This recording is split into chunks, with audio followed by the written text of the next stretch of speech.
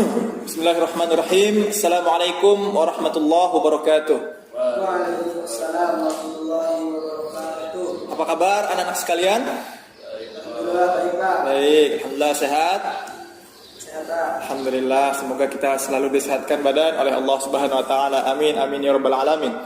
Baiklah, sebelum kita memulai pembelajaran pada hari ini, ada baiknya kita memulainya dengan membacakan doa terlebih dahulu, yang mana doa kali ini akan dipimpin oleh ketua kelas. Silakan. Ketua kelas, silakan. Bismillahirrahmanirrahim. Alhamdulillahirabbil alamin. Rabbi zidni ilma warzuqni fahma. Rabbana atina fid dunya hasanah wa fil akhirati hasanah wa qina adzabannar. Walhamdulillahirabbil alamin. Alhamdulillah. Terima kasih kepada ketua kelas. Semoga dengan adanya doa tadi, pembelajaran kita pada hari ini berjalan dengan lancar dan kita semua mendapatkan ilmu-ilmu yang bermanfaat. Amin amin ya rabbal alamin. Baiklah, sebelum memulai materi pembelajaran kita pada hari ini, terlebih dahulu Bapak akan mencek kehadiran siswa-siswa sekalian. Jadi siapa hari ini yang tidak hadir? Lengkap Pak. Atau lengkap? Oh, alhamdulillah lengkap. Jadi Bapak ya, semuanya hadir. Hadir. Alhamdulillah semuanya bisa mengikuti materi pembelajaran kita pada hari ini.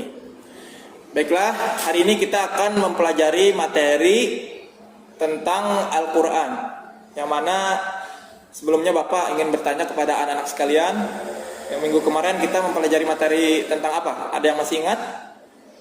Tentang hukum bacaan lam dan ro Pak. Oh, alhamdulillah masih ingat ya, benar sekali. Minggu kemarin kita mempelajari materi tentang hukum bacaan lam dan ro.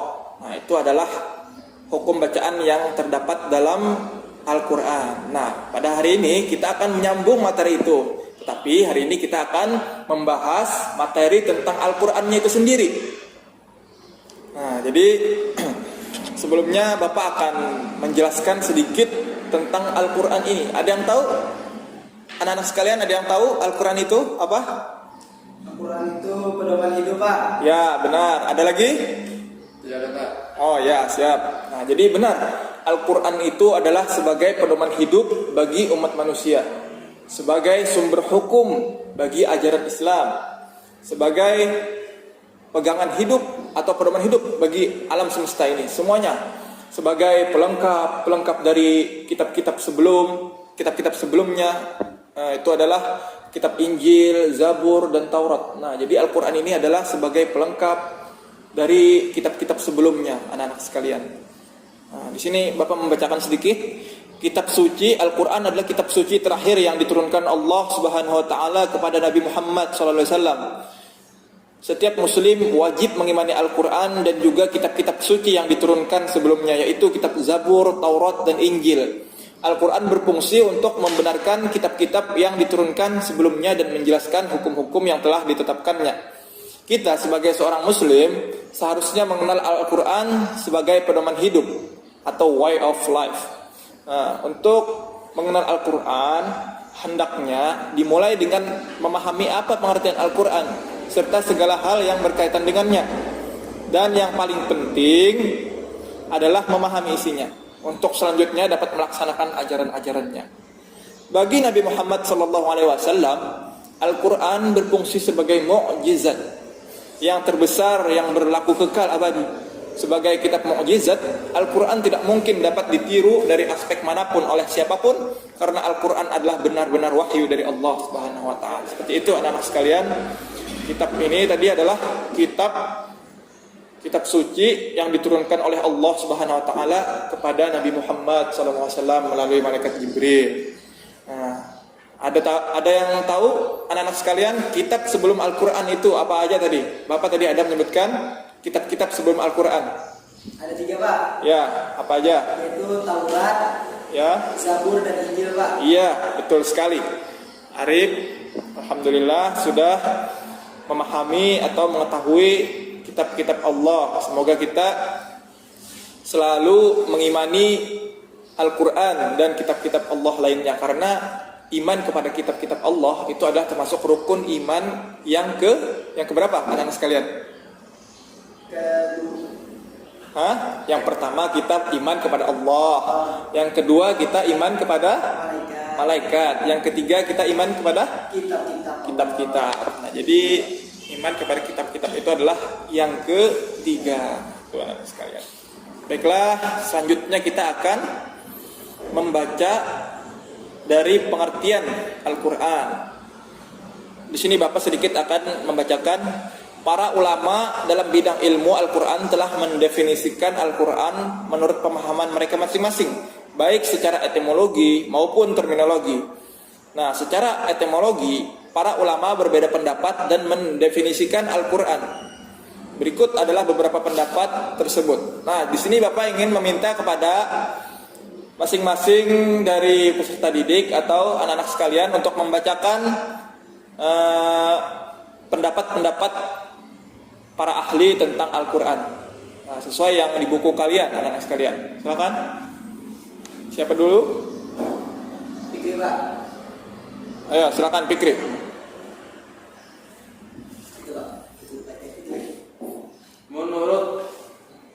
Yang pertama menurut Asy'ari, kata Quran berasal dari lafaz korona yang berarti menggabungkan sesuatu dengan yang lain. Kemudian kata tersebut dijadikan sebagai nama kalamullah yang diturunkan kepada nabinya, mengingat bahwa surat-suratnya, ayat-ayatnya dan huruf-hurufnya beriring-iringan dan yang satu digabungkan kepada yang lain. Ya, terima kasih kepada Fikri. Selanjutnya, satu lagi. Selanjutnya menurut Al-Lihyani dan segolongan ulama yang lain, kata Quran adalah bentuk masdar dari kata kerja fi'il qara'a yang artinya membaca dengan perubahan bentuk kata atau tafsir tasrif yang berupa qara'a ya qara'u qur'ana. Dari tasrif tersebut, kata qur'ana artinya bacaan yang bermakna isim maf'ul yang artinya dibaca. Karena Al-Quran itu dibaca, maka dinamailah Al-Quran.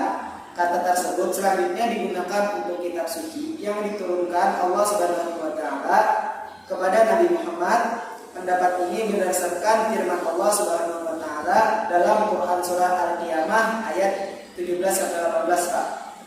Ya, baca, silakan baca. Bismillahirrahmanirrahim. Inna alaina jam'ahu wa qur'anah fa idza qara'nahu fattabi' qur'ana. Artinya, sesungguhnya kami yang akan mengumpulkan di dalammu dan membacakannya. Apabila kami telah selesai membacakannya, maka ikutilah bacaannya itu. Quran surah Al-Qiyamah surah ke-75 ayat 17-18. Wah, terima kasih kepada anak-anak sekalian yang sudah membacakan pengertian Al-Qur'an menurut para ulama. Nah, jadi itulah tadi Al-Qur'an menurut para sebagian ulama dan segolongan ulama lainnya. Nah, jadi Al-Qur'an itu adalah kalamullah yang diturunkan kepada Nabi Muhammad SAW. Baiklah, selanjutnya Bapak akan menyebutkan beberapa nama-nama Al-Qur'an. Karena Al-Qur'an juga memiliki beberapa nama, tidak Al-Qur'an saja, anak-anak sekalian. Jadi dia memiliki beberapa nama, di antaranya yaitu Al-Kitab yang artinya ditulis, Al-Furqan artinya pembeda, Az-Zikr artinya pemberi peringatan, dan At-Tanzil yang artinya diturunkan. Nah, itu adalah beberapa nama-nama dari Al-Qur'an itu, anak-anak sekalian. Nah, di sini Bapak akan bertanya kepada kalian tentang tadi Al-Qur'an, pengertian Al-Qur'an. Tolong ada yang siapa yang ingin menjelaskan tentang Al-Qur'an tadi? Di awal tadi ada Bapak bacakan. Silakan, siapa anak-anak sekalian yang ingin menjelaskan tentang siap? Arif, silakan. Mengenai Al-Quran tadi kan, Pak. Ya, Al-Quran adalah kalam Allah Subhanahu wa taala. Ya, benar. Lafalnya berbahasa Arab yang diturunkan kepada Nabi Muhammad melalui perantara malaikat Jibril. Ya, siap.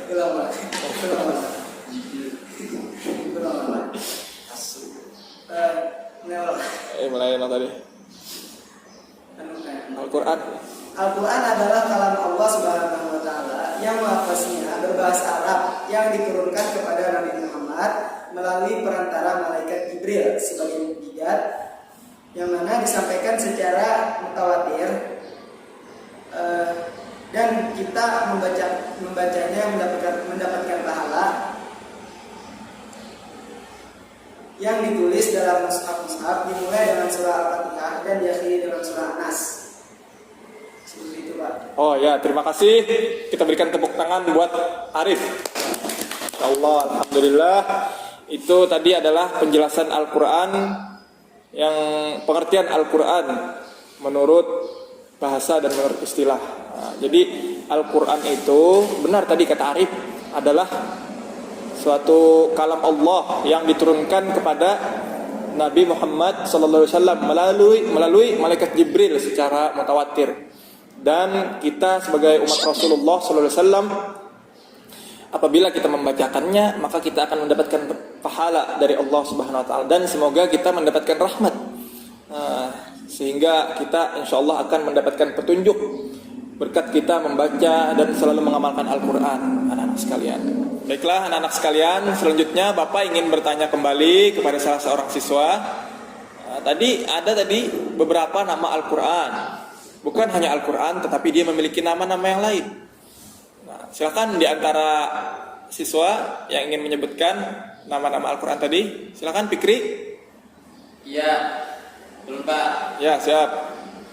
Al-Quran beberapa memiliki nama, diantaranya Alkitab, artinya yang ditulis. Ya.